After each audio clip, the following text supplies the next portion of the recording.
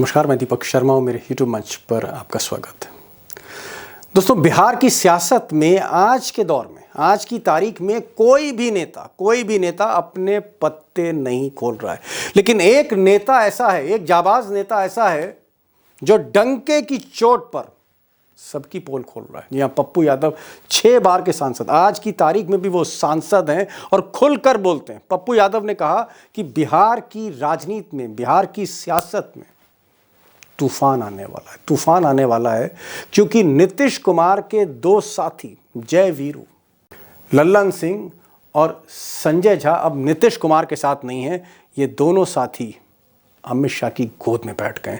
एक को कहा कि ये अजीत पवार हैं और दूसरे को कहा कि एकनाथ शिंदे हैं बिहार के। तूफान आने वाला है बिहार की राजनीति में। पप्पू यादव का बेहद विस्फोटक इंटरव्यू। अब पप्पू यादव ने चिराग पासवान जो मोदी सरकार में मंत्री हैं, उनके बारे में भी बहुत बड़े खुलासे किए हैं और तेजस्वी के बारे में भी ज़बरदस्त बोला, तेजस्वी यादव के बारे में भी ज़बरदस्त बोला है। वो तो आप सुनिएगा, लेकिन मैंने उनसे एक सवाल किया, इम्पोर्टेंट सवाल किया, ना कि नाजुक सवाल था। मैंने उनसे पूछा कि भाई, ये जो लॉरेंस बिश्नोई है, आज की तारीख में हिंदुस्तान का सबसे खतरनाक डॉन, जो Canada, America, Australia, Bombay, Bihar, हर जगह गोलीबारी कर रहा है, लॉरेंस बिश्नोई ने पप्पू यादव को धमकी क्यों दी थी? कितना बड़ा खतरा है, ये मैंने उनसे पूछा। कारण क्या है? मुझे लगा कि पप्पू यादव चुप हो जाएंगे, लेकिन पप्पू यादव, यकीन मानिए, डरे नहीं। उन्होंने कहा कि पप्पू यादव लॉरेंस बिश्नोई हो या कोई और हो, मौत से न डरा है न डरेगा। बहुत कुछ वहाँ भी वो बोल गए। इस इंटरव्यू में बहुत सी बातें उन्होंने कही हैं बिहार की राजनीति में। राहुल गांधी के बारे में बोला है, मोदी अमित शाह का भी नाम लिया है, नीतीश कुमार पर तो खैर उनकी रिसर्च है ही, नीतीश कुमार पर भी बोला है, बहुत कुछ बोला है। लेकिन मैं चाहता हूं कि आज आप पप्पू यादव को सुने, आज आप मुझे ना सुने, पप्पू यादव को सुने, क्योंकि उनके हर लफ्ज में कोई ना कोई खुलासा है। मेरा सवाल यह है कि इस साल चुनाव है, अगले साल चुनाव है, बड़ा निर्णायक चुनाव है, हो सकता है नीतीश कुमार का अंतिम चुनाव, अंतिम पारी हो। देखिए, सवाल है कि नीतीश कुमार मोदी के साथ जाते हैं या फिर से पलट जाते हैं? आखिर नीतीश कुमार क्या करने जा रहे हैं? क्योंकि कई दिन से चुप है, किसी भी सवाल का जवाब नहीं दे रहे। देखिए, नीतीश कुमार जी की संख्या 1.5 से 3%, 2% है। वह एक जोरन है। नीतीश कुमार जी का भाग भी बहुत ज्यादा है। लालू यादव जी के राजनीतिक दूरगामी सोच के कारण नीतीश कुमार जी का उदय होता है। नीतीश कुमार जी बीजेपी को पकड़ते हैं और नीतीश कुमार जी विकास के मुद्दों को लेकर के जब चले जाते हैं कि मैं विकास करना चाहता हूं, इतने दिनों से जंगल राज फिर 2, फिर जंगल राज नीतीश कुमार, ये सारे मुद्दों के बाद नीतीश कुमार लगातार सस्टेन रहे। 2 बार नीतीश कुमार जी लालू यादव जी के भी साथ रहे, पानी ढार देंगे, मार देंगे, किसी ने कहा डीएनए खराब है, किसी ने गाली दी, किसी ने। देखिए, राजनीति में अब छोड़ दीजिए कोई भी व्यक्ति। अब आप हमको एक बात बताइए, बंगाल में अभिषेक बनर्जी जी को लगातार सीबीआई तंग कर रही थी, अभी चुप है, सीबीआई छोड़ दी। बिहार में भी सीबीआई लगातार कई मुद्दों पर लोग जा रहे थे, ईडी कर रहे थे, ऐसा कर रहे थे। अब वो सारा मामला और मुद्दा जब चुप हो जाए तो आप समझिए कि राजनीति में बहुत सारा तालमेल घालमेल चलता है। नीतीश कुमार जी की पॉलिटिकल क्रेडिबिलिटी बिहार में खत्म हो चुकी है। नीतीश कुमार जी आज के डेट में भी जो लालू यादव जी की राजनीतिक जीवन के बाद आरजेडी का जो लोगों के बीच में जो एक परसेप्शन बना है, वो नॉन यादव में भी, अपर कास्ट की बात छोड़ दीजिए, यादव को छोड़, मैं मुसलमान की भी बात करता हूं कि मुसलमान कांग्रेस के साथ है, आरजेडी के साथ अब नहीं के बराबर है। था कभी आरजेडी के साथ, लेकिन अब देश भर का मुसलमान, जाटव, सिख, मराठा, चमार जाति जो हमारे राम जाति से, जो संविधान और बाबा साहब अंबेडकर को सर्वोच्च मानती है, ये कांग्रेस के तरफ इनका झुकाव किसी भी राजनीतिक। पप्पू जी, अभी अंबेडकर का इतना बड़ा विवाद हो गया आपके संसद में, आपने संसद चलने नहीं दी, नीतीश कुमार एक शब्द नहीं बोले, नॉट अ सिंगल वर्ड। मैं वही बात कह रहा हूं। देखिए, नीतीश कुमार जी के बारे में मैं एक बात आपको बता दूं। आज के डेट में बिहार में मुख्यमंत्री नाम की कोई चीज नहीं है।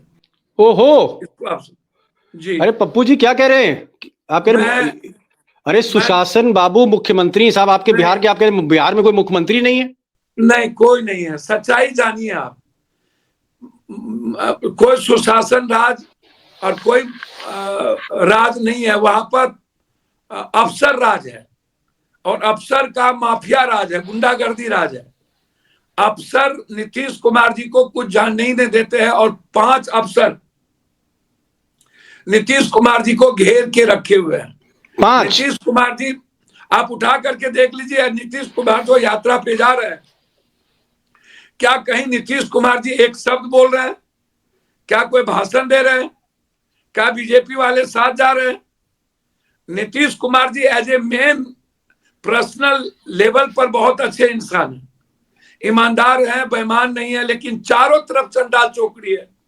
पूरे बिहार को पदाधिकारियों ने जमकर लूटा है। पदाधिकारियों ने नीतीश कुमार जी के द्वारा पप्पू जी माफ कीजिएगा, पप्पू जी माफ कीजिएगा, कोई मुझसे कह रहा था कि भाई संजय झा और लल्लन सिंह इतनी बेहतरीन सरकार चला रहे हैं, रोज मोदी जी से इंस्ट्रक्शन लेते हैं, बताते हैं, और आप कह रहे हैं कि सरकार नहीं चल रही है। मैं संजय झा जी के बारे में जानिए कि उनका जो बैक बॉन्ड है वो बीजेपी है, अरुण जेटली जी है। संजय झा जी कैसे बढ़े हैं, क्या बढ़े हैं, वो दुनिया को पता है। मुझे संजय झा जी के बारे में, ललन बाबू के बारे में कुछ नहीं कहना। पप्पू जी मैं टोक रहा हूँ, पवार जन्म ले लिए। क्या? और अजीत पवार जी, आपको मैं बहुत क्लियर बता दूं, आप इसको जानिए। सदन के भीतर जो इमेज नीतीश जी की, जो आइडियोलॉजी नहीं है, जिस तरह का बग बोर्ड पर ललन बाबू ने अपना मंतव्य दिया है, वह नीतीश कुमार जी का मंतव्य नहीं हो सकता। नहीं, आप कहना क्या चाह रहे हैं? आप कहना ये चाह रहे हैं, एक मिनट पप्पू जी, आप ये कहना चाह रहे हैं कि संजय झा जो कार्यकारी अध्यक्ष हैं जनता दल यूनाइटेड के, वो एकनाथ शिंदे हैं, और आप कह रहे हैं कि लल्लन सिंह जो है वो अजीत पवार हैं? भैया, आप हमको एक बात बताइए, जदयू का नीतीश कुमार जी के बाद कौन ऐसा आदमी है जो वोट बटोरेंगे और जिस पर बिहार ट्रस्ट करेगा? बिहार ओबीसी और ईबीसी के अलावे राजनीति को स्वीकार करेगा? आप हमको बताइए। आप ईबीसी को और दलित एसटी एससी को हटा दीजिए, नहीं, लेकिन आप भाई ये तो पप्पू जी, ये तो आंख और कान है। मिस्टर लल्लन सिंह आंख और कान है। भैया, देखने को कुछ और, हाथी के दांत दिखाने के कुछ और, खाने के कुछ और होते हैं। आंख और कान लल्लन सिंह जी तो रेलवे मंत्रालय को लेकर के बैठे थे कि हमको मिलना ही मिलना है।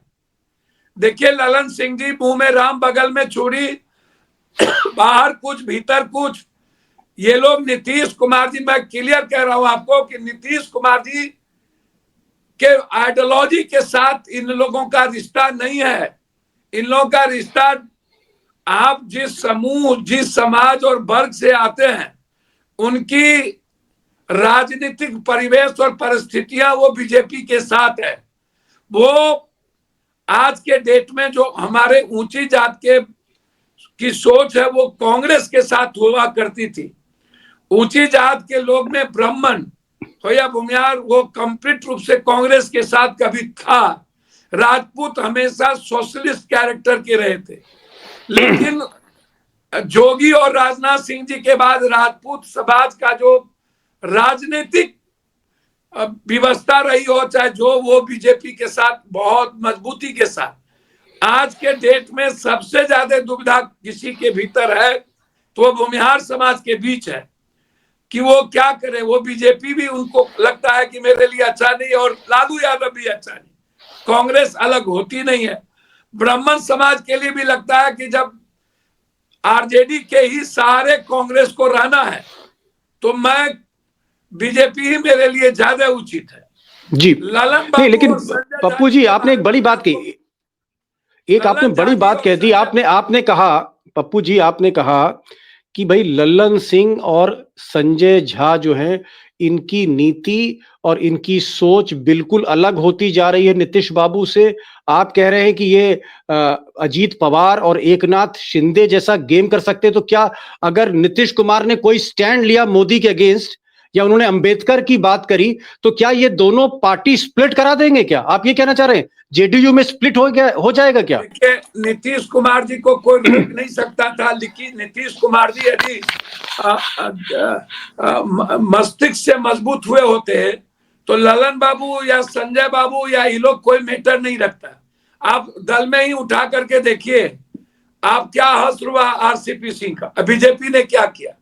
या आज अशोक चौधरी जी और ललन सिंह जी के हमेशा विवाद को उठाइए, क्या क्या विवाद रहता है। या कुछ दिन पहले मनीष वर्मा को किस तरीके से लाया गया, और कौन ऐसा खेमा है कि मनीष वर्मा जी को 2 मिनट में लात मार के कर दिया गया कि कोई कल के दिन संजय झा जी और ललन बाबू के सामने एक नया चैलेंज ना पैदा हो जाए। तो नीतीश बाबू जी, क्या आपको लग रहा है कि नीतीश बाबू के नॉलेज में सब कुछ चल रहा है और नीतीश बाबू के नॉलेज में है जनरल नहीं तो आप कहना क्या चाह रहे हैं? क्या मैं, आप जो कह रहे हैं मैं ये मानूं कि ललन सिंह और संजय झा, क्या आज की तारीख में चीफ मिनिस्टर ऑफिस पटना में ये दोनों लोग चला रहे हैं? क्या बिहार में इस वक्त सिक्का चल रहा है ललन सिंह का और संजय झा का, और इनके पीछे अमित शाह हैं? ललन बाबू संजय झा जी दोनों का सिक्का है, अलग अलग प्लेटफॉर्म पर। दिल्ली में दोनों आदमी 2 जगह मजबूत हैं और पूरा बैकअप है। ललन बाबू थोड़े देर के लिए थोड़ा सा नीतीश कुमार जी के साथ बेईमानी नहीं भी कर सकते हैं। संजय झा जी के बारे में मेरी ओपिनियन है कि बीजेपी पूरी तरीके से संजय झा जी को बैकअप करती रही है। नीतीश कुमार जी को भारत रत्न की जो बात गिरिराज सिंह ने किया, आपको क्या लगता है बकरा की माय कब तक खैर में नहीं है? ये घास फूस खिला करके दुर्गा काली पर जो वध करने का जो प्रवृत्ति है, आप देखिएगा भारत रत्न जैसी झुनझुना को ये हो सकता है नीतीश कुमार जी को दे के नीतीश कुमार जी को सीधा अलग करके बैठा दें और बीजेपी सीधा नीतीश कुमार के बाद जनता दल यूनाइटेड का, जनता दल का तो कोई यूनाइटेड का मतलब है नहीं। नीतीश कुमार है तो जनता दल यूनाइटेड है, नहीं है तो कुछ नहीं है। और कोई मास लीडर भी नहीं है, कोई चला मतलब भी नहीं आप के साथ टैग भी नहीं होगा। और बीजेपी पप्पू जी, है कि जनता दल यूनाइटेड पप्पू जी आप 30 साल ज्वाइन कर ले।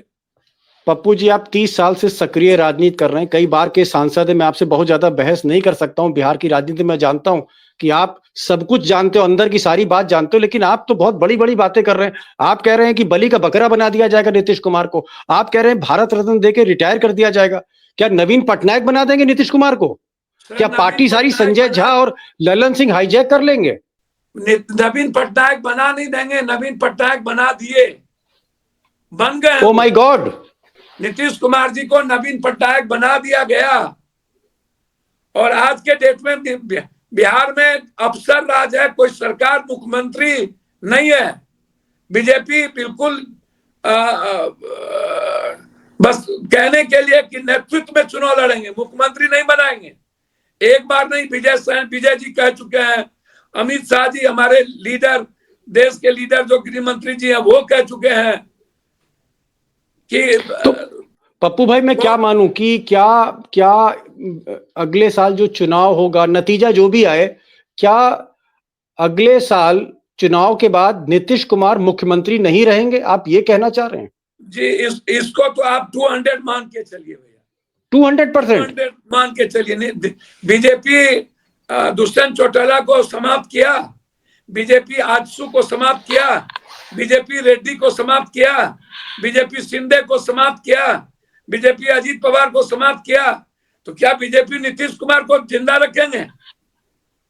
क्यों रखेंगे जब उनकी मानसिकता बिल्कुल बीजेपी की सरकार की है? क्यों वो बैसाखी पर चलना चाहेंगे? बीजेपी क्यों नहीं जनता दल और सबको तोड़कर नहीं टूटेगा तो चंद्रबाबू नायडू नहीं टूटेंगे। ओके, बड़ी बड़ी बात पप्पू यादव कह रहे हैं, 6 बार के सांसद हैं, 30 साल से बिहार की राजनीति जानते हैं। ये कह रहे हैं कि साहब जनता दल का भविष्य और उस भविष्य से कहीं ज्यादा नीतीश का भविष्य अंधकार में है। और ये गारंटी दे रहे हैं 200%, 200% गारंटी कि बिहार चुनाव के बाद जो 2025 में हो रहा है, उसके बाद Nitish Kumar is not going to become the chief minister. ये 200% बाकायदा गारंटी देके बात कर रहे हैं। खैर ठीक है, ये बताइए पप्पू साहब, चिराग पासवान तो बहुत यंग, हैंडसम, डायनेमिक, बॉलीवुड में भी उन्होंने किस्मत आजमाई, कैबिनेट मिनिस्टर भी हैं भाई। चिराग पासवान के आदमी, उसके यहाँ कल ईडी का छापा पड़ गया, जो सबसे खास आदमी थे, और पूरे गली गली में शोर है कि सब बड़ी बेइज्जती हो गई चिराग पासवान की। चिराग पासवान से क्या दिक्कत हो रही है मोदी शाह को? देखिए, एक बात समझिए, मोदी जी कभी, एक तो चिराग जी के आदमी कौन है कौन नहीं है ये कोई नहीं जानता। चिराग जी के पास रामविलास जी की पूंजी है और पासवान समाज के लोग का अधिकतर सेंटिमेंट चिराग जी के साथ बिहार में है, लेकिन थोड़ा बटा है, कुछ चीजें अलग हुई है अंबेडकरवादी सोच के बाद, बहुत सारे चीज और कुछ और भी मुद्दे हैं जिसके कारण कई सवाल खड़े हुए हैं। लेकिन आप याद करिए, चिराग जी के परिवार को किसने तोड़ा था? बीजेपी ने। और पारस जी को मंत्री किसने बनाया था? और रामविलास जी और अंबेडकर की तस्वीर किसने फेंक दी थी? घर से बाहर किसने निकाला था? रोड पे किसने लाया था? जबकि नीतीश कुमार को फिनिश करने के लिए चिराग जी को बेहतर तरीके से कंधे पर बंदूक रख के चलाने का काम बीजेपी ने की। चिराग जी मजबूती के साथ लड़े, हनुमान थे, लेकिन 2 मिनट हनुमान के बाद चिराग जी का हश्र क्या किया? रामविलास जी के जाने के बाद चिराग जी को रोड पे लाना और परिवार को तोड़ करके भाई को मंत्री बना देना और चिराग जी को कहीं का नहीं रखना, ये कैरेक्टर बीजेपी का था। बीजेपी कहीं, फिर जब देखा कि वोट चिराग जी के साथ है तो लात मार के पारस को निकाल दिया डगरा की बैगन के तरह और चिराग को ले लिया।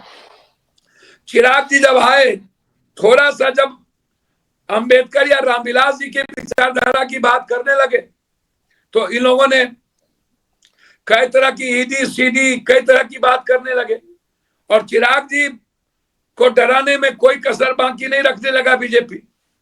चिराग जी, आपको क्या लगता है? ईडी सीडी भैया बहुत सारी चीज है जो बीजेपी हमेशा इस्तेमाल करती है।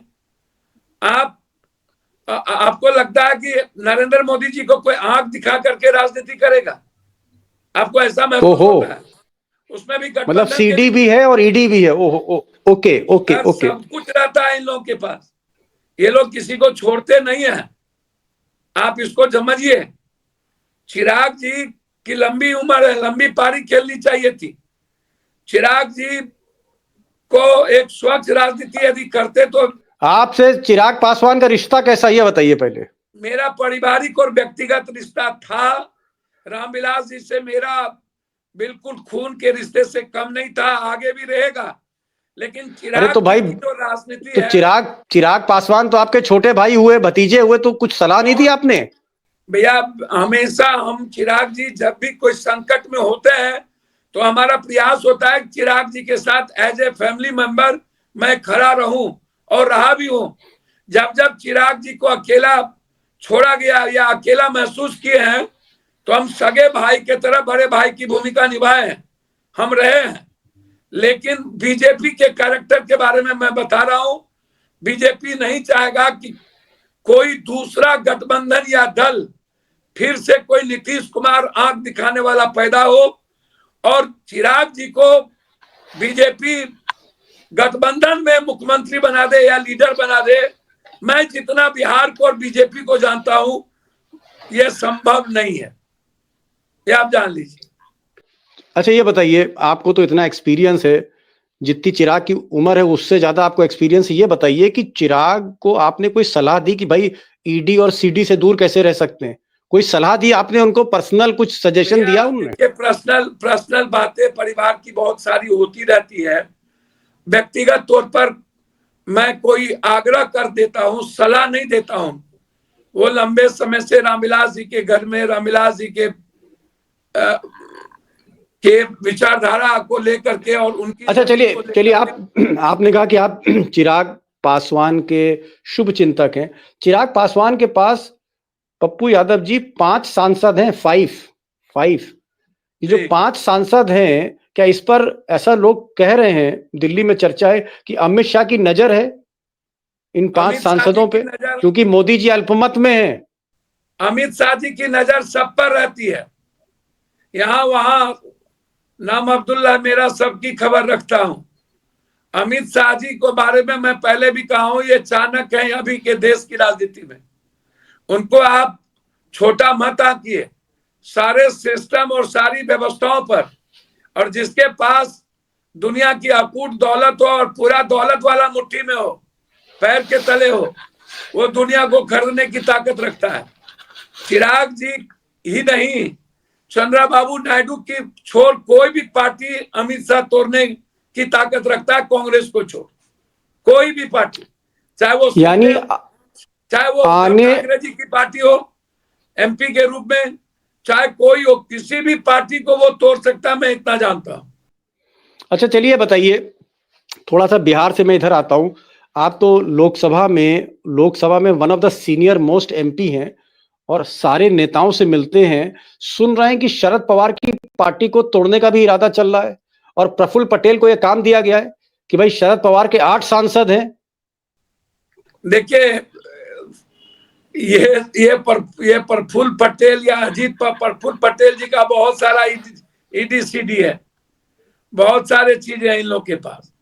ये अजीत पवार जी मत भूले, जिस दिन अकेला बीजेपी चाहेगी कि मैं सरकार बहुमत में रहूं, उस दिन शिंदे और अजीत पवार वहां गड़बड़ करेंगे, दोनों की पार्टी भी टूटेगी। और शरद पवार जी की पार्टी, हमने पहले कहा कि कोई भी पार्टी ये तोड़ सकती है, इनको क्षमता है। चंद्रबाबू नायडू कांग्रेस को छोड़, लेफ्ट को छोड़ और ममता दीदी को छोड़, कोई भी, और सपा छोड़, कोई पार्टी तोड़ सकती है। पप्पू भाई जरा अब आपकी कुछ बात हो जाए, मुझे लगा कि आपने सब बता दिया, सारी कुंडली आपके पास है। ऐसी कोई कुंडली नहीं किसी नेता की जो आपके पास ना हो, आपके पास बहुत खजाना है। लेकिन एक मैं पर्सनल सवाल जरूर करूंगा कि भाई लालू के कभी आप शागिर्द हुआ करते थे, लालू आप करते थे, अब लालू जी से नाराजगी क्या है साहब? लालू आपसे क्यों नाराज है? ना लालू यादव से तब नाराजगी थी, ना आज नाराजगी है। लालू यादव जी से मेरा व्यक्तिगत उनका सम्मान आजीवन करेंगे। लालू यादव जी को विपक्ष के नेता बनाने में हमारी सबसे अहम रोल रही। जब तेजस्वी जी और तेज प्रताप जी जन्म नहीं लिए थे, जब हम मुख्यमंत्री बनाए तब 90 में जन्म लिए, तो मुख्यमंत्री बनाने में पप्पू यादव की सबसे बड़ी भूमिका रही। तो फिर अगर ऐसा भाई, अगर ऐसी इज्जत, अगर आप उनको इतना मानते हैं, तो इस बार जब आप चुनाव लड़ रहे थे तो लालू जी ने क्यों नहीं आपको बैक किया? आप इंडिपेंडेंट क्यों लड़े? समझिए, मैंने कहा कि लालू यादव जी के अनुकंपा पर जमीन पर 2 पुत्र भी डिप्टी सीएम बने, मौका मिला, अवसर मिला उन्हें, बहुत बेहतर तरीके से अवसर को समाज में। चिराग पासवान जी इधर हनुमान बन गए और उधर एक बड़ा अवसर भी मिला। सरकार बनते बनते रुकी, सरकार नहीं जो बनी उसमें अमित शाह जी की बड़ी भूमिका है। मैं जानता हूं 9 एमएलए को चुनाव उस वक्त हराया गया, एकदम हारा नहीं, हराया गया। उसमें नालंदा में एक क्षेत्र है जो नंबर 1 पर है। तो अब आप इसको समझिए कि इतनी बड़ी संख्या आई कहां से। अब दूसरी बात समझिए, बिहार में राजनीति में जैसे जाट गैर जाट, सिख गैर सिख, मराठा गैर मराठा की राजनीति बीजेपी ने की, वैसे जादव गैर जादव की राजनीति हमेशा यूपी में ही करना चाहती। तो अखिलेश जी सक्सेस हो गए, सारे जाति को, पिछड़ी जाति, अग्री जाति को अखिलेश ने अपने नजदीक किया। मैं बार बार कहता हूं कि बिहार में जादव के खिलाफ नफरत नहीं है। आरजेडी में जो जादव हैं, मोठाधीश है, ठेकेदार है, या आरजेडी जो शब्द है, ये शब्द से ओबीसी ईबीसी में तकलीफ बढ़ती है, इसीलिए मैं। अच्छा चलिए लालू को आप उस्ताद मान रहे, तो क्या प्रॉब्लम गुरुपुत्र से है क्या, तेजस्वी से है क्या प्रॉब्लम आपको? हमको प्रॉब्लम क्यों होगा भैया? मैं चाहता हूं कि बिहार सामाजिक न्याय की ताकत बढ़े, जहां ओबीसी, ईबीसी, माइनॉरिटीज के लोग, चमार जाति, मुसहर जाति सब जो बहुत मजबूत संख्या में है, हम चाहते हैं।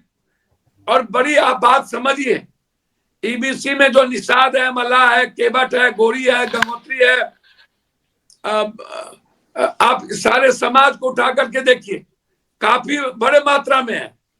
और हमसे जो अत्यंत पिछड़ी जाति के लोग हैं, जहां आरजेडी शब्द आता है, इसको आप किसी से पूछिए, वहां वो दूरियां बना लेते हैं। माइनॉरिटीज में भी आप उठा करके देखिए, अभी जो 4 चुनाव हुआ, 4 चुनाव अच्छा चलिए, उठा के देखिए, यादव ने हमको वोट नहीं दिया। तेजस्वी से आपकी बातचीत होती कि नहीं होती है, बताइए। नहीं, हमारी बातचीत मिश्रा जी से होती है, हमारी बातचीत और किसी से नहीं होती है। इन लोगों ने बिल्कुल पप्पू यादव को फिनिश करने में कोई कसर बाकी नहीं रखा। लेकिन मेरा रेस्पेक्ट पूरे तरीके से तेजस्वी जी के प्रति, लालू जी के प्रति है। कल कांग्रेस किसको मुख्यमंत्री बनावे, मुझे आपत्ति नहीं।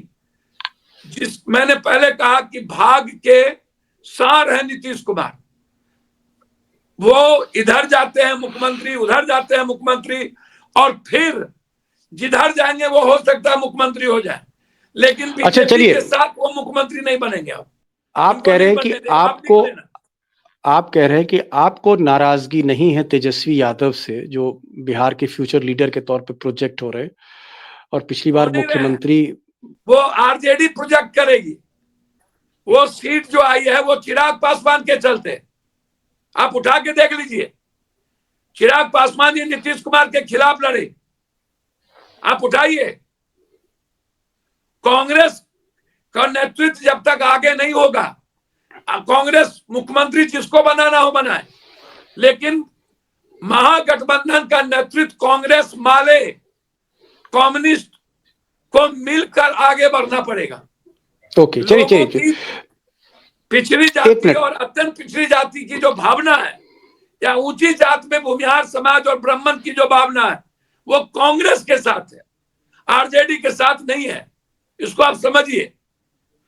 आरजेडी के साथ बहुसंख्यक यादव जरूर है, और इसको एक्सेप्ट करना चाहिए। कांग्रेस जहां रहेगी, माइनॉरिटीज वहां रहेगा, और तब यादव आरजेडी के साथ नहीं रहेगा, ये आप लिखिए। इसीलिए ये मत कहिए फ्यूचर लीडर वो दल के हैं, उनके दल के लोग चाहते हैं वो लीडर रहे। कल के दिन वो लीडर बने, मुझे आपत्ति नहीं, लेकिन फ्यूचर लीडर अभी चुनाव के संदर्भ में मुझे लगता है कि बिना किसी मुख्यमंत्री की बात किए कांग्रेस को चुनाव लड़ना चाहिए, तो हम बिहार में सक्सेस करेंगे। चलिए ठीक है, आप तेजस्वी आप कह रहे हैं कि भाई उनसे आपकी बातचीत नहीं होती है, लेकिन आप उनका बुरा नहीं चाहते हैं, वो लोग आपको फिनिश कर रहे हैं। मैं तो ये चाहता था कि अगर आप कोई पैगाम देना चाह रहे हो इस प्रोग्राम के माध्यम से तेजस्वी यादव को, तो आप दे सकते हैं। आपका पैगाम हम एक ही आग्रह करेंगे, वो ठीक है, वो लीडर है, लालू यादव जी के बाद अपने पार्टी के लीडर हो गए हैं, लेकिन वो अपने दल, वो अपना जो मुराठा है यादव, उनके वर्कर जो मुराठा बांधते हैं, या उनके दल में जो फॉर्च्यूनर और गाड़ी वाले और जो वो बालू और शराब अन्य माफियाओं से नहीं निकल पा रहे हैं, उनको निकलना चाहिए। राजनीति सुचित्रता से देख रही है, राजनीति को अच्छाई से देखने की जरूरत है, और राजनीति में ओबीसी, पिछड़ी, ईबीसी को बढ़ाने की जरूरत है, और माइनॉरिटीज को भीतर से रेस्पेक्ट देने की जरूरत है। इन्हें की जब माइनॉरिटीज की बात हो तो देश में कोई नेता मुसलमान की बात करता ही नहीं है, दलित की बात करता ही नहीं है, अंबेडकर की बात करता ही नहीं है। कब इन लोगों ने किया क्या अंबेडकर सम्मान की बात? ना नीतीश जी किए, ना इन लोगों ने किया। क्यों नहीं करते? पप्पू भाई ठीक है, नहीं करते अरविंद केजरीवाल या ये लोग? माइनॉरिटी से इतना तकलीफ क्यों? मुसलमान पप्पू जी क्या इस देश का नागरिक नहीं है? चलिए ठीक है, जो आपने जो सलाह दी, भाग जाएंगे हम मुसलमान के रेस्पेक्ट की बात करेंगे, तो दलित पप्पू जी आपने, बात करेंगे हम तो ऊंची पप्पू जी आप, जी पप्पू जी, क्योंकि वक्त भी कम है, मुझे लगा कि एक आध सवाल और आपसे कर लूं, क्योंकि आप भी मसरूफ हैं। एक थोड़ा सा पर्सनल सवाल, मैं देखता हूं कि पप्पू यादव जब जब आगे बढ़ते हैं, ऊंचाइयां छूते हैं, बुलंदी छूने की कोशिश करते हैं, फिर से जीत कर आते हैं संसद में, और जब पप्पू यादव के घर पे ढोल बजते हैं और सेलिब्रेशन होता है, तो कोई ना कोई गैंगस्टर आपके पीछे पड़ जाता है, कोई धमकी देने लग जाता है। आपके नहीं पीछे नहीं, लोग क्यों पड़ जाते हैं? मैं ऐसे लोगों की परवाह नहीं करता हूं। बाबा सिद्दीकी की मौत के बाद मैंने एक ट्वीट किया था, बस वो ट्वीट यदि किसी को बुरा लगे, अच्छा लगे, तो अरविंद जी भी ने कहा कि अशांत कर रहे हैं दिल्ली को, कनाडा और यूरोप ने भी कहा है। मैं सलमान से यदि दो दो बार बातचीत की उनके लाइफ सिक्योर्स को लेकर, तो मैंने गुनाह नहीं की। मैं बार बार आपको ये बात कहता हूं कि मैं जो सच है, जो सच्चाई है, वो मैं बोलता हूं, ना मुझे उसकी कोई चिंता है। मेरी गहरी चिंता इस बात को लेकर के है सिर्फ कि चुनाव मई में भी हो सकते हैं, बिहार के चुनाव जून में भी हो सकता है, बीजेपी नहीं, कुछ मैं भी करा सकती है, ये आप मैं एक समझ। चीज, मैं यहाँ पर एक सवाल आपसे करना चाह रहा हूँ कि जब आपको लॉरेंस बिश्नोई के किसी आदमी ने फोन किया, जो चीजें हुई, उसके बाद आप फिर बॉम्बे क्यों चले गए? फिर आप उसी बाबा सिद्दीकी के लड़के से बात क्यों कर रहे हैं? आप थोड़ा सा क्यों तो भैया, एहतियात आपको रखना चाहिए था। कहेगा भैया, जब जब परिवार की बात भी करें, सच भी बोले, सच्चाई के साथ जीने का माध्यम भी बने, बेबाक जीवन जिए भी, और देश की डेमोक्रेसी, और जब बाबा साहब अंबेडकर की बात आए तो ठोक करके लड़े भी, तब तो डरना चाहिए हमको इनके ईडी सीडी से। भैया, आप एक ही बार ना मरोगे कि बार बार मरोगे? मरना तो तय है ना। नहीं नहीं, मैं कह रहा हूं कि आपको कम से कम बॉम्बे नहीं जाना चाहिए था, और बाबा सिद्दीकी, जिसको लॉरेंस ने सरेआम गोलियों से छलनी किया, उनकी एक बहुत निर्मम हत्या, आप वहीं पहुंच गए। वो दोस्त थे हमारे, वो अच्छे दोस्त थे, बिहार के थे। आप हमको कह दो मार देंगे तो मार दो, जाएंगे तो जरूर। जब जब कोई संविधान पर हमला होगा और गलत लोगों को परस रहा होगा, पप्पू यादव की आवाज प्रखर होगी और हम सच्चाई के साथ खड़े होंगे। उस पर परिणाम इसका जितना भयावह हो, जितना भयानक हो, हम रहें या न रहें, सच्चाई से पप्पू यादव पीछे नहीं हटेगा। मैं आपको बता दूं, मेरा लक्ष्य बिहार है। झारखंड जीते हैं, बिहार जीतेंगे, मैं ऐसा मानता हूं। क्या आपको इतनी थ्रेट है, इतनी थ्रेट है, और देश के एक सबसे खतरनाक डॉन से आपको थ्रेट है?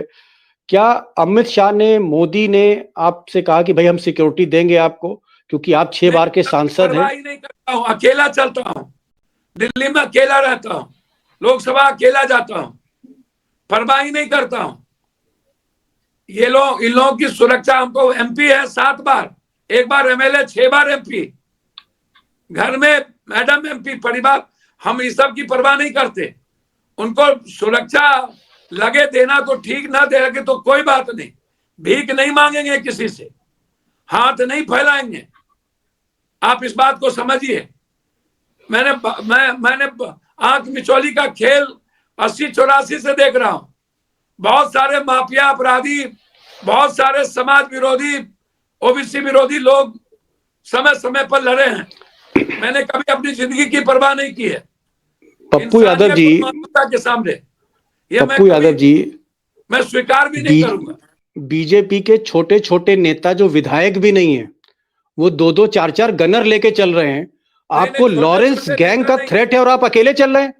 भाई, आपको कम से कम अपना एहतियात तो रखना चाहिए। जेड प्लस में प्लस आरएसएस चीफ को मिला हुआ है, जेड प्लस में प्लस, प्लस में प्लस। अब वो अमित भाई समझेंगे ना।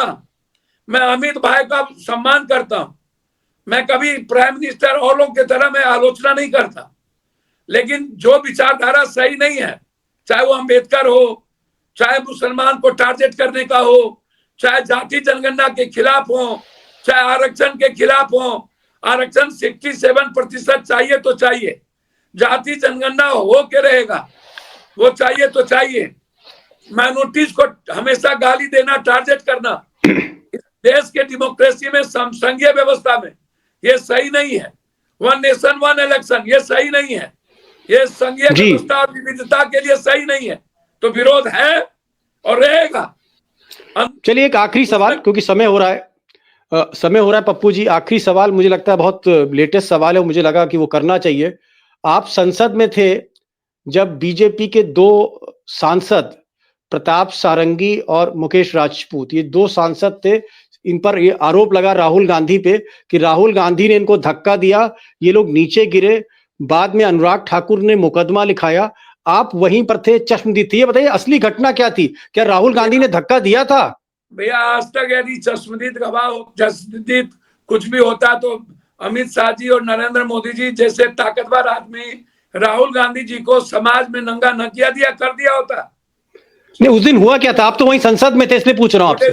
सवाल ही नहीं उठता सर। राहुल गांधी से आप तुम की भी उम्मीद मत करिए सर, प्रियंका गांधी जी से उम्मीद करिए जवाब देने की। तो एक्चुअल में क्या था? वो खुद गिर गए थे या राहुल गांधी को फंसाया गया? कुछ तो बताइए सर। राहुल गांधी जी थप्पड़ खा लेंगे लेकिन मारेंगे नहीं। मैं जितना उनको देख चुका हूं, जानता हूं, वह साफ सुथरा इंसान है। वो रियल में गांधी का आइडियोलॉजी लेके चलता है। प्रियंका गांधी को जवाब देने की हिम्मत है, वो कुछ भी जवाब दे देगी, वो कुछ भी डैशिंग निर्णय ले सकती है। राहुल गांधी रियल में महात्मा गांधी के आचरण छोड़ वो दूसरा व्यवहार नहीं करेगा, और वो थे ही नहीं। उन्होंने तो गाली सुन के चुपचाप मुंह लटका के चला गया। वो सदन के भीतर से बाहर आए, न वो महिला के पास गए न वहां गए। बिल्कुल झूठ। इन लोगों को रिजाइन करना चाहिए था। आप कह रहे थे कि आप सदन से राहुल गांधी को बुला के लाए थे। बिल्कुल मैं लाया था। मैंने तो चैलेंज किया, या तो मैं रिजाइन करता हूं या तो आप रिजाइन करिए। हमने पूरा चैलेंज कर दिया। क्या फुटेज दिखाइए उस महिला के समक्ष कब गए राहुल गांधी जी, फुटेज दिखाइए। राहुल गांधी जी चुपचाप चले गए। इन लोगों ने प्रियंका गांधी को धक्का मुक्का करने का प्रयास किया, खड़गे जी को धकेलने का प्रयास किया, सीपीएम के एमपी को धकेल के गिरा दिया। लेकिन साहब चोट तो लगी थी, माथे पे चोट तो लगी थी प्रताप सारंगी के। सर नोटबंदी आईसीयू में तो भर्ती थे। नोटबंदी याद है, गणेश भगवान का दूध याद है, पुलवामा याद है, जुमला याद है। दुनिया में बीजेपी से बढ़कर झूठा पार्टी कोई है? बीजेपी से ज्यादा आवाज करने वाला वॉशिंग पाउडर निर्मा चश्मा गोला गायब। नहीं तो आप क्या कह रहे हैं? अनुराग ठाकुर ने आप क्या कहना चाह रहे हैं? अनुराग ठाकुर ने फर्जी एफआईआर लिखा दी राहुल गांधी के खिलाफ। सर महाफर्जी। सर सुप्रीम कोर्ट के न्यायाधीश से जांच कराइए। बिल्कुल गलत। जेपीसी से जांच कराइए। जुल्म था, जुल्म। क्या बात आप करते हैं सर? इतना बड़ा ज्यादती जो सदन में हुआ, सत्ता पक्ष के द्वारा जीवन में कभी नहीं हुआ। माफी मांगे ये लोग। अरे पप्पू भाई, दो सांसद आईसीयू में हैं, हम तो तस्वीर देख रहे हैं टीवी में, दोनों आईसीयू में थे।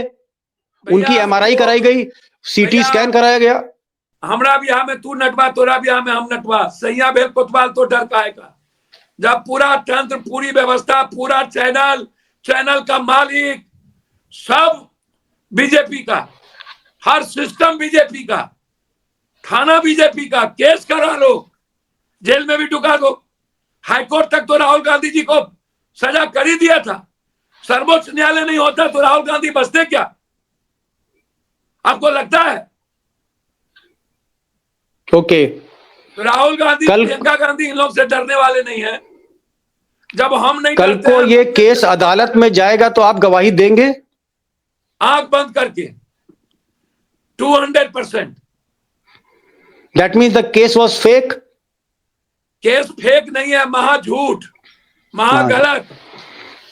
पूरा सीसीटीवी फुटेज कोर्ट को मंगाना चाहिए, पूरी इंक्वायरी करे, जांच करे।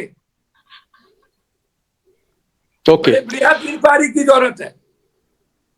ओके पप्पू जी, आप आए, खुलकर बात हुई और दबंगई की तरह आपने हर सवाल का जवाब दिया। मैं दाद देता हूं, आपने 3-4 बातें महत्वपूर्ण कही हैं जो मैं दोहराना चाहूंगा।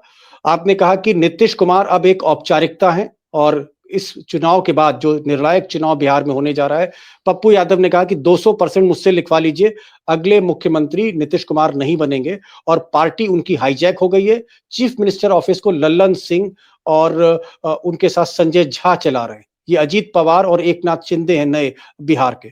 एक बात और इन्होंने कही, इन्होंने कहा कि मैं किसी की धमकी से डरता नहीं हूं, जब तक है जान तब तक मैं चलूंगा, और अगर अमित शाह मुझे सिक्योरिटी देते हैं नहीं देते हैं ये मेरे लिए सवाल नहीं।